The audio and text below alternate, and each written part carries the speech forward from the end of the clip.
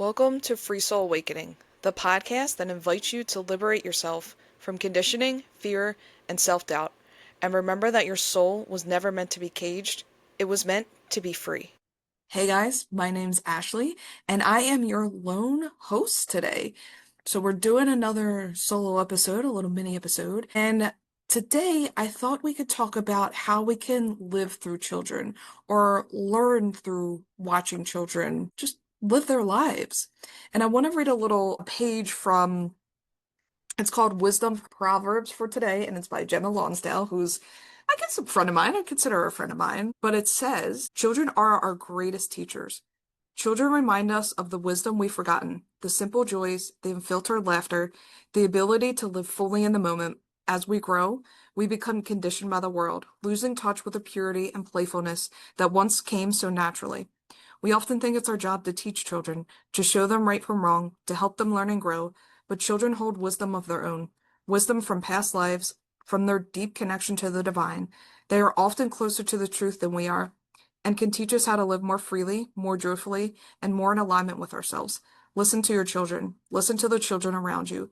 They are here to guide us just as much as we are here to guide them. And I love that. And talk about children remembering their past lives. My son is actually one of the kids that actually remembers his past lives. Not so much anymore, but I would say around he's 5. So last year, probably between 3 and 4, 4.5, he would used to tell me stories about when he was 6 and he would talk about his past lives, like toys that he had or things that he did. And, he used to talk about his other grandparents. And I remember, I've always said that the spirit world is our home. That's our home. Earth is a school that we reincarnate to learn lessons for soul growth. And if you guys call it my soul growth episode previously, if not, go watch it. It's a good one. But this is really a school for us to learn and grow. And so I remember I was playing with my son and I remember as a kid, especially a teenager, I used to be so homesick, but in my own home. And I remember saying, man, I miss my home. And I never understood it because I was in my bed. I was in my bed, all comfy, and then I just didn't understand what was going on. And then as I started to develop and as I had my spiritual awakening, I went, oh, because we do get homesick for the spirit realm, right? We have other souls there that we know. We have our soul family, other people that we didn't reincarnate that are watching over us or soul friends, and we miss them. So I totally started to understand that. And I remember I was playing with my son one day, and my son looked at me and he goes, I miss home. I said, buddy, you are home. And he goes, my other home. And I said, I know, I know. I used to miss the other home too, but I knew exactly what he was talking about. And he said his name used to be Jackson and his name is Noah. And he's deathly afraid of bridges, which nothing has ever happened on a bridge. We maybe went over one bridge, nothing ever happened. But since then, if we have to go somewhere, he always says, is there a bridge? Do we have to go over a bridge? So I definitely believe in reincarnation and past lives, and not everybody does. But anyway, on to the episode. So I used to watch a lot of baking shows right before my son was born, and usually some sort of competition show. And there were adult competitions and kid competitions. And it's funny, the comparisons, because when you watch the adults compete, it's everyone for themselves. It's, no, I got me, and I don't care what you're doing. If you mess up, that's your problem. Watching the kids, it's so heartwarming because if someone didn't finish or if someone makes a mistake or drops something, and someone else's is done, there are kids that come over and they'll say, I'll help you. And the kindness and compassion they show is so heartwarming because they don't care. I'm sure they want the money. I mean, what kid doesn't want, whatever they win, $25,000 or whatever. What kid doesn't want that? But they want that, but they also know that they could be kind and compassionate to their other competitors because they're also just people. And the adults, I get it. Look, if you're fighting for $25,000, $50,000, I get it. It's a lot of money, but you can also fight to win and also be kind and compassionate. And somewhere away, we lose that. we lose that in grade ticks over where we need this and we don't want to help. And it's kind of sad to see. But we can learn so much from kids. And my son is now 5 and he has been a catalyst for my healing journey. And a lot of us grow up in chaotic households, with with parents with their own trauma and their own unregulated nervous system. And I think, especially if you had kids, once you have kids, you always say, "Oh, I'm not going to be like my parent," or "I don't want to be like my mom. I don't want to be like my dad." But sometimes we end up like our parents. And I didn't want to be someone who was always angry and frustrated because I did tend to feel that way prior to my son being born. I was just frustrated and I didn't know why, and I wasn't dealing with my trauma. And I think that was one of the big problems, was that I was not dealing with my trauma, and I thought everything was fine and I didn't need therapy. And and then once my son was born, when he was around 2, I started to realize I don't want to be this way. Now, I don't want to be the parent that came home and was so frustrated and overstimulated, and that, him just being a kid drove me crazy, and I would have to yell at him for being a kid, being a 2-year-old, just having fun. And I thought, you know what? I'm going to start healing. And a lot of things did play into my healing journey. It wasn't just that, but I remember him being definitely a catalyst that I wanted to do better for him. I didn't want him to have to go to therapy to heal from the trauma that I inflicted, on him. Now, I know no one's perfect. I'm not perfect by any means, but I do strive to become the best person I can. One, for myself, and two, for him. Because if I'm the best person for me, I can be the best mom for him. And I can learn techniques and tools to help him calm his nervous system when he's unregulated or when he's throwing a tantrum, how to handle that better than I used to, because I did not used to deal with it in such a great way. But I really do learn a lot from my son. And even though he's only 5, I remember I know I wanted to do this episode, and I thought, I wonder what makes him happy specifically. So I remember I turned to him the other day and I said, "Noah, so what makes you happy?" And he was watching TV and he turns around and he goes, "Huh?" I said, "What makes you happy?" And he goes, "Everything."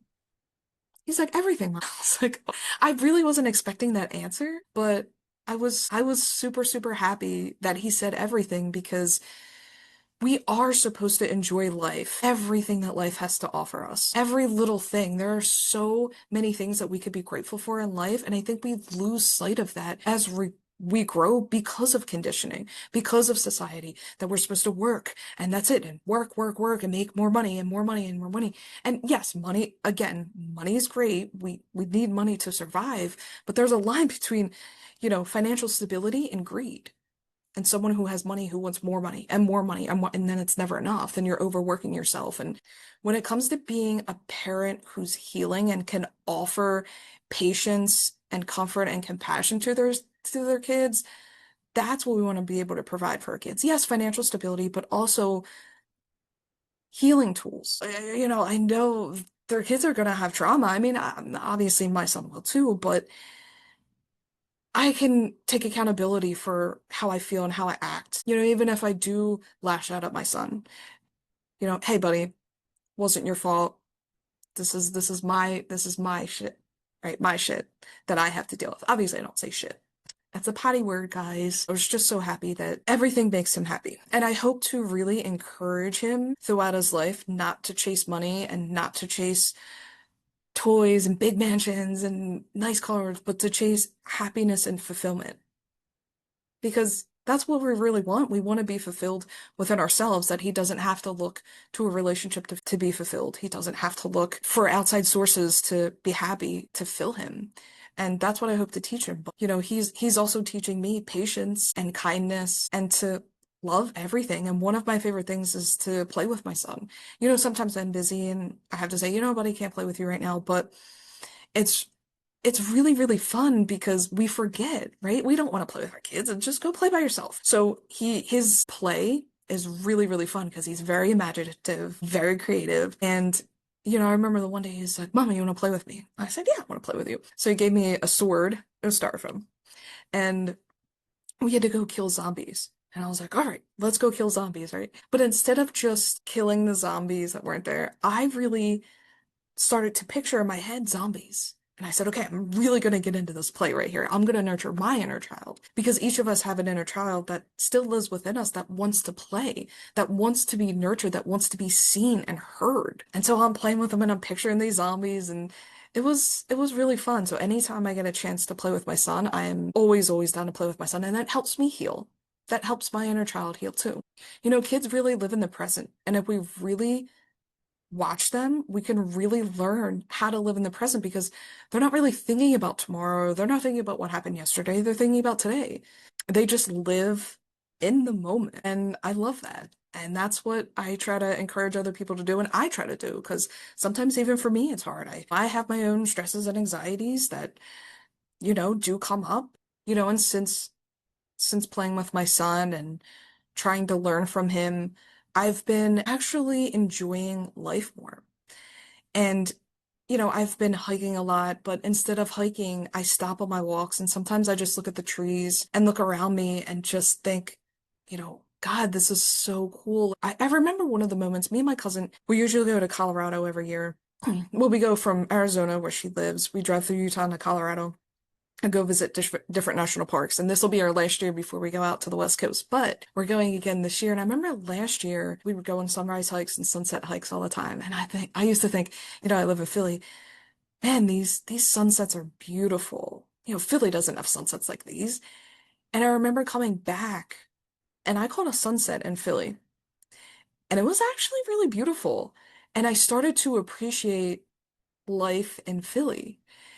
And I started to notice the sunsets in Philly, and they are really beautiful. Now, granted, there's no big mountains here, but we just have to notice the little things in life and be grateful for the little things and enjoy the little things. We only have one life, and I want to make the most of it. I don't want to end up having a midlife crisis because I realize I haven't done anything with my life. And I saw on Instagram one time that it said people don't have midlife crises, they have awakenings. Because what happens is when you're 50, you have this awakening of who am I? What have I done with my life? What's my purpose? And then people really start to kind of live in their 50s or in their 60s because they have this awakening. And it's really sad for me to see how trauma and conditioning plays a huge part in how we are as adults. And that's why we have to break that conditioning. We have to find out who we are. We have to play and have fun and not make everything about work and how much money we can have. And, oh, my job doesn't let me take vacations or I can't take vacations because your job doesn't care about you. Most jobs, 9 times out of 10. Take that vacation, go, play, have fun. I hope one day to heal people and help people understand how important it is to regulate our nervous system and heal our trauma for our children so we can teach them to feel their feelings and teach them tools when they feel overwhelmed instead of just yelling at them because they don't have the tools. We don't have the tools. So what happens is we scream at them. They don't know what's going on. And then it's a cycle. So I hope everyone one day can learn to nurture their inner child, to play with their children, and to learn from the children. That's what we really need to do. Learning from the children and make sure they are becoming the best versions of themselves. Okay, guys, I hope you enjoyed that episode, the little mini-sode, as I call it. I am on, as always, Free Soul Awakening on Spotify and YouTube.